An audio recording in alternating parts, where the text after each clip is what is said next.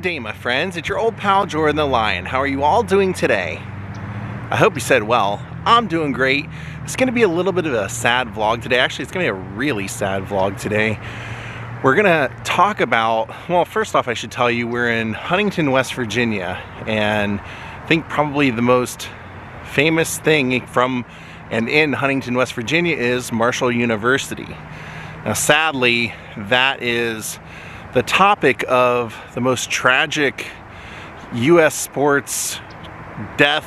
I mean, this was so bad. This was an unfortunate accident that happened here, and we're going to talk about it today. 75 players, faculty, boosters, coaches, all perished on a plane flight coming back from a football game one day, just 2 miles from their home destination. In town here, they have a memorial fountain. They have a lookout spot where you can see and pay your respects to the crash site, where it happened and where everyone lost their lives. And then also in the cemetery, there is a great memorial for those who perished, and we're going to talk about and memorialize them today. So thank you all for watching Daze with Jordan the Lion and your old pal Ja. It begins right now. Welcome to Huntington, your home. Good morning there, buddy. I told everybody you were here. Told them you were helping me out with this one. We're going to go ahead and start today over at the actual Marshall University and see that memorial fountain. Now, unfortunately, the fountain will be turned off, but it's out of respect. Every year at November 14th, they shut the fountain down and turn them back on, I believe in February or March.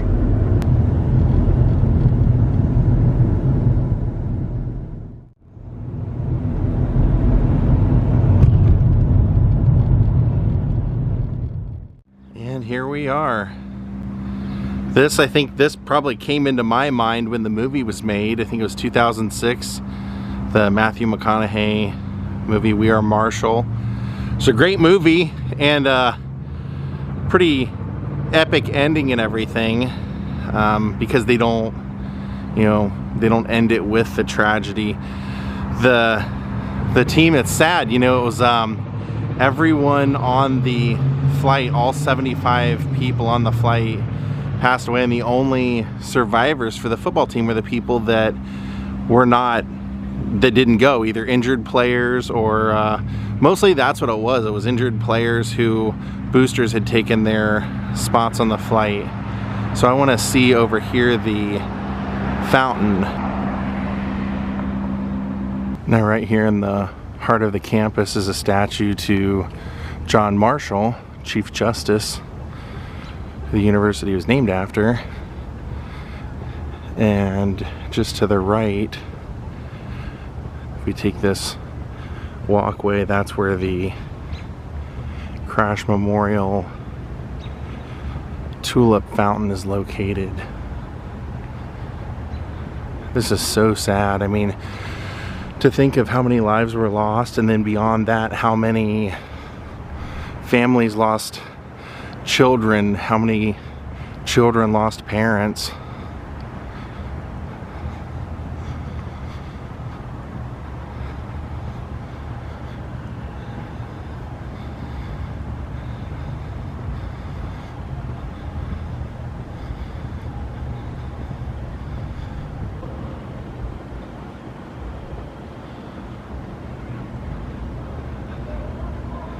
So they shut the fountains down. It's a giant tulip with 75 spouts for the 75 people that perished. And like I said, every November 14th they shut it down for the year in memorial, because that was the date of the crash. And you can see it was pretty recent because the flowers and everything for the ceremony that they do every year is still out here. Heartbreaking. 36 players and like 26 coaches, alumni, boosters, faculty, 6 unidentified.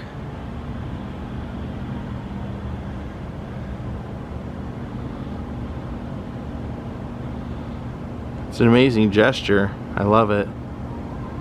They have a memorial plaque right here in the center.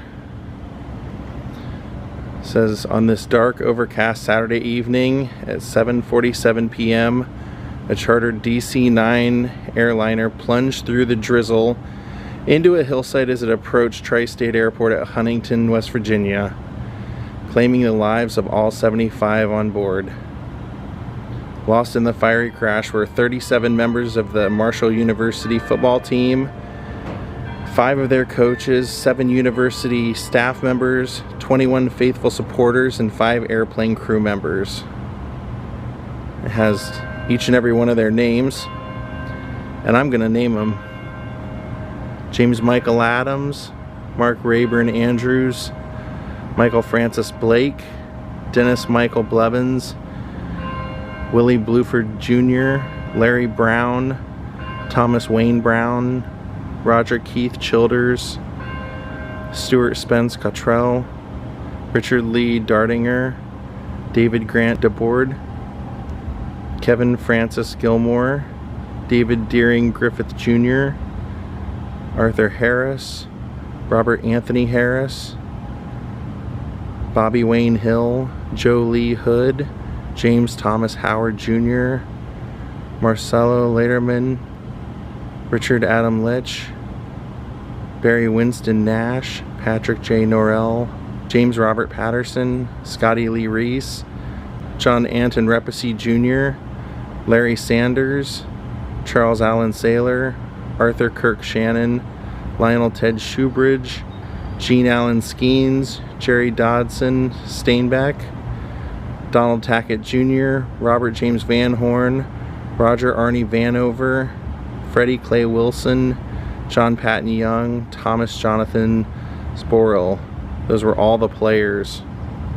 Coaches: Ricky Tolley, Herbert Brackett, Albert Corelli Jr., Frank Loria, James Moss.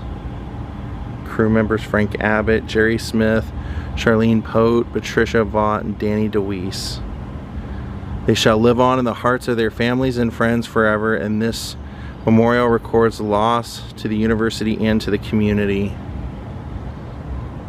Now, most of them were all buried together here in the Spring Hill Cemetery, so we'll go visit that, and I want to also go see the crash site because that is just so sad. They were 2 miles from the airport to land, and they apparently the flight crew pilots were told to descend, and they went below the 1,200 feet and apparently went too low, and it was foggy and rainy out, and they clipped some trees which sent them sideways and then sent them down, straight down. One of the sad things that I read was that some of the players who were asked not to go on the trip, because generally this team did not fly. They played all their teams so close that they could travel by bus, and so they didn't fly. And there were players who were injured that were asked not to go so that some of the alumni or the boosters could go. And so when the crash happened, there were family members who thought that their kids were on the plane and they actually had been asked not to be. So that became a whole thing. And the remaining players who didn't take the flight were asked to help identify those in the crash. But the crash was so bad that there was almost nothing left of the airplane. And like I said, there were 6 people that they were never able to identify. This building is dedicated in loving memory to those who lost their lives in the air tragedy on November 14th, 1970. So they dedicated the Marshall Student Center. And how fitting we would have this.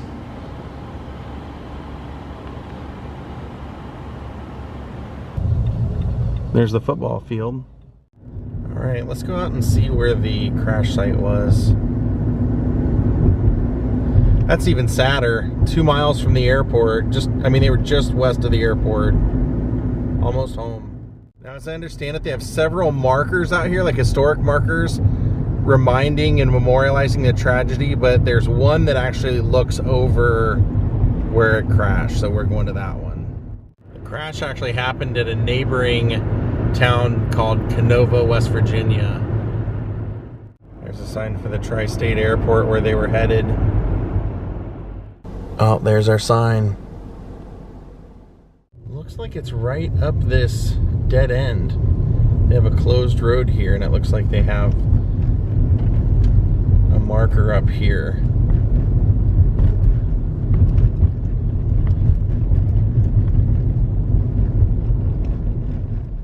There you can see there's kind of a green box up here and an American flag and everything, flagpole.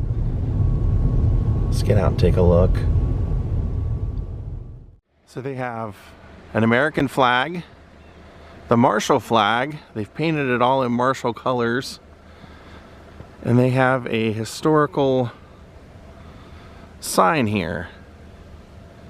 And it says Marshall plane crash site. November 14th, 1970, 75 people died in the worst sports-related air tragedy in U.S. history when a Southern Airways DC-9 crashed into the hillside nearby. The victims included, and I believe that is online, they said that was it right there, that clearing.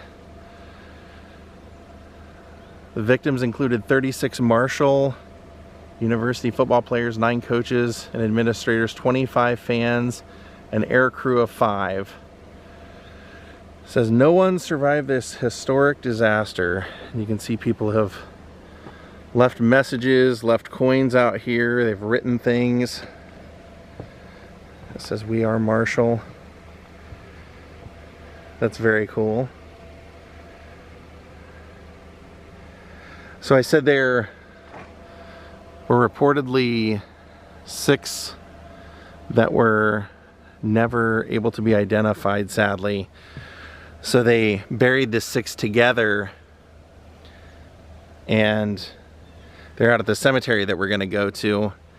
And I believe what they did was they did one headstone with all of their names, and then 6 blank ones where the bodies are buried. I guess they just, that is so sad that someone wasn't able to bury their child knowingly.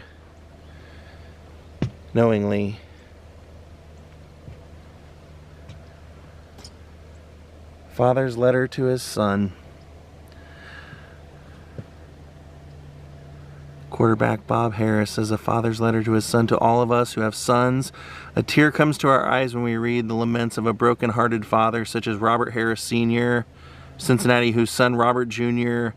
went to his death last Saturday night in the crash of the Marshall University's football team airplane.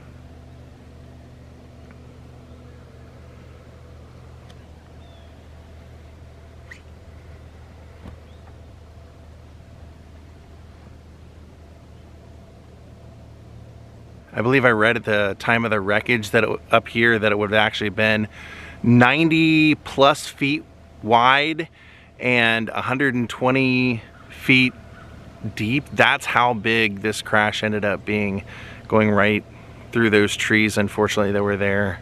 Just far too many plane crash deaths that occur in bad weather. I know technology's come a long way now, but it's the weather, I guess, when they left eastern North Carolina was fine, and then once they were coming into land, which I guess the airport would be just beyond there, they were coming into land, they were told to come down, and when they were supposed to stable off, they continued to drift downward and didn't know it.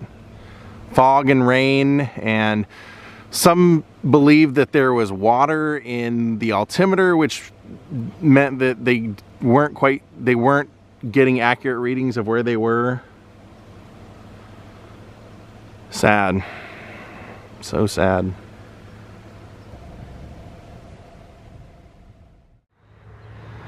Here we are at Spring Hill Cemetery.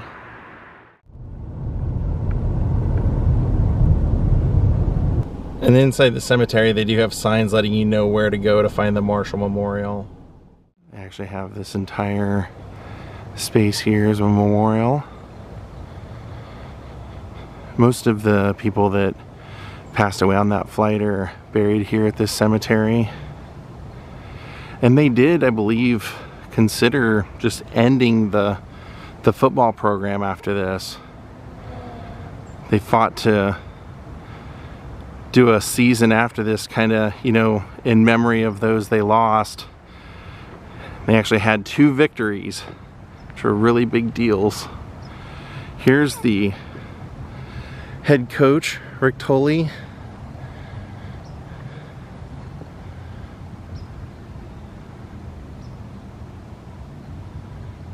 Thank God for sports. And then we have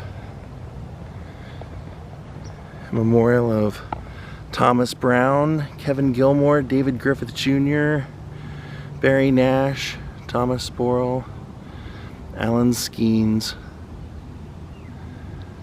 And then there are 3 over here that have no names. And also another 3 over here that have no names. And those are, like I said, the 6 unidentified, because players had been asked to not go. Other people took their spots and they didn't have an exact count of or recording of who all was on there. Look at all the mementos people leave here in front. There's a football. This is great. It says, "We did it. We beat Notre Dame." The team has since had success. They've had great seasons. They've had winning seasons. It says,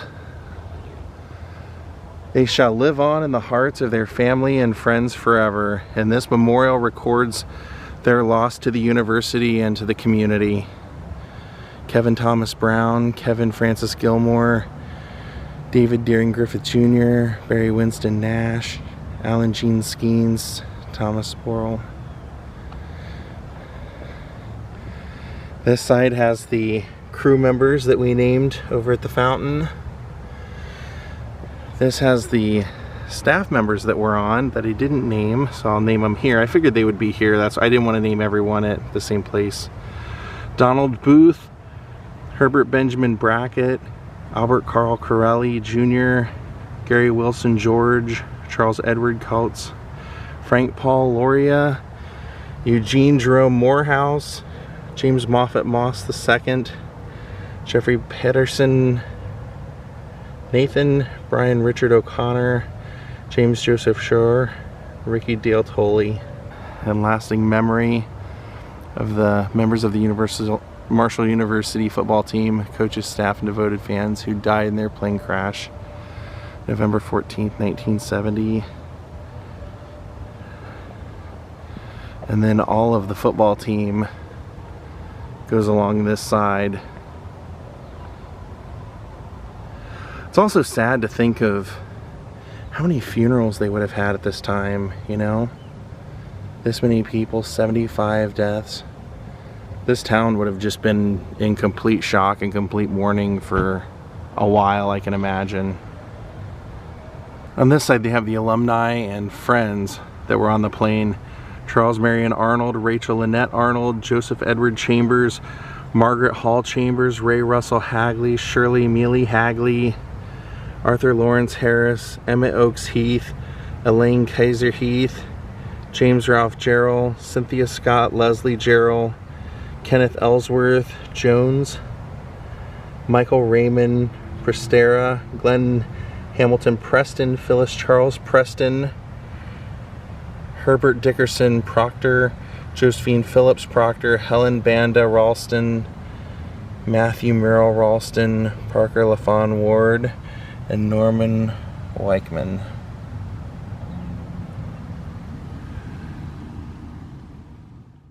I wonder how long that football's been out here.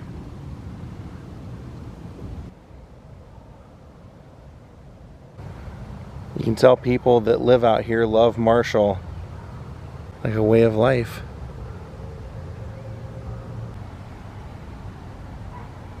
Well, my friends, we're gonna call it a day. I want to thank Lee Schmitz for becoming my newest Patreon, helping to support my channel. And I know this was a really sad vlog, but this was such a huge tragedy and heartbreaking story that I feel like it should always be remembered. I mean, this was 1970 and it still hurts to think about that happening if it happened now. I mean, when that happened, just a month before, they had had a similar crash taking like 30 lives. And so it's crazy to think that we would lose an entire football team in this travesty.